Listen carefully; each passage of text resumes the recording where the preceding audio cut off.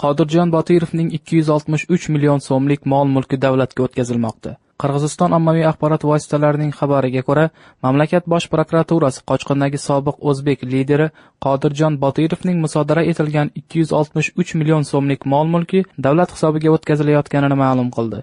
Jalolobod prokuraturasi Qodirjon Botirov va uning rafiqasi Karomat Botirovaga tegishli 28 ta yirik obyektni aniqlagan.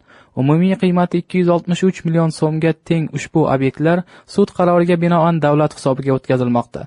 Bir muddat oldin Botirovning mulkini himoyalash tashabbusi guruhi vakili Anvarboy O'rozov 4-fevral kuni jurnalistlar bilan suhbatda tadbirkordan qolgan mol-mulk noqonuniy talon-toroj qilinayotganini iddao qilgan edi.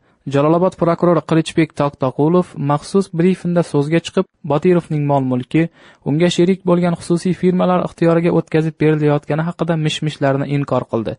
Eslatib o'tamiz, Qirg'iziston parlamentining sobiq deputati, o'zbek diaspora rahbari Qodirjon Botirov 2010-yil iyunida yuz bergan tartibsizliklarni uyushtirishda aybdor deb topilib, sirtdan umrbod ozodlikdan mahrum etilgan.